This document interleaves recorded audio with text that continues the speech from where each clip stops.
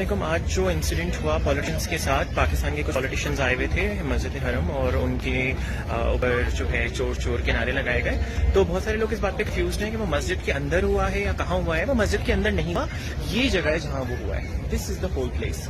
تو ادھر یہ ساری مارکیٹس ہیں اور مسجد وہاں ہے، وہ ہے مسجد. تو یہ اتنی بڑی بیچ کی جو جگہ ہے، یہ یہاں پر لوگ چپل پہن کے چلتے ہیں. دیکھیں آپ، میں نے بھی چپل پہنی ہے. یہاں لوگ چپل پہن کے چلتے ہیں، آپ دیکھے ہوں گے.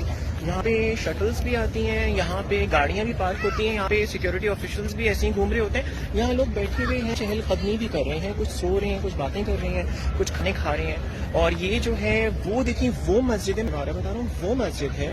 اور یہ اس طرف یہ مارکیٹس ہیں. تو یہ بیچ کی جو جگہ ہے، یہاں پہ یہ سارا معاملہ ہوا ہے. یہ مسجد کے اندر کی جگہ نہیں ہے، یہ کمپاؤنڈ ہے ایک جو کنیکٹنگ ایریا ہے between the mosque and the markets. تو کسی نے مسجد تقدس پامال نہیں کیا ہے. جب وہ پالیٹیشینز اندر گئے ہیں نماز پڑھنے کے لیے، تو کسی نے ہوٹ نہیں کیا، کسی نے اس پر کچھ نہیں بولا. یہاں سے بس ان کی شٹل جب جا رہی تھی تب لوگوں نے ہوٹ کیا تھا، شاؤٹ کیا تھا، جو بھی نام ان کو کہے.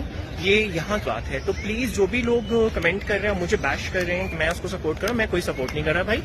مسجد کے اندر کچھ بھی ہوا ہے. یہ آپ دیکھ لیں، شٹل بھی کھڑی ہوئی ہے، یہ دیکھ رہے ہیں آپ، وہ کھڑی ہوئی شٹل. صحیح ہے نا. تو یہ مسجد کے اندر کا ایریا نہیں ہے. مسجد کے اندر جو ہے پاؤں میں چپل پہن کے جانا الاؤڈ نہیں ہے. مسجد کے اندر شٹل لے جانا الاؤڈ نہیں ہے. مسجد کے اندر اس طرح چہل قدمی کرنا الاؤڈ نہیں ہے. مسجد کے اندر میل فیمیل ساتھ بیٹھنا الاؤڈ نہیں ہے. جبکہ آپ یہاں دیکھ سکتے ہیں یہاں میلز اور فیمیلز سب ساتھ ہیں، because it's a walking area between the مسجد اینڈ دا مارکیٹس. یہ ایک کنیکٹنگ ایریا ہے. صحیح ہے، جس کو کورٹ یارڈ بھی کہہ سکتے ہیں آپ.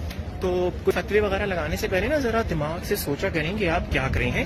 اور دوسری بات، جو لوگ مجھے کہہ رہے ہیں کہ آپ عبادت کے لیے گئے ہو تو آپ یہ سب کیوں کر رہے ہو، میرے بھائی میں ویسے سفر پہ ہوں تو میرے پر قصر نماز آتی ہے. صحیح ہے.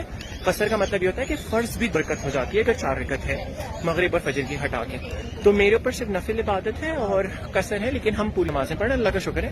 اس کے بعد جو ٹائم بچتا ہے تو ہم اس میں یہ ولاگنگ وغیرہ کرتے ہیں. اور اس کا جو ہے صرف مقصد یہ ہوتا ہے کہ میں چاہوں کہ جس طرح میں آیا ہوں مدینہ شریف، ویسے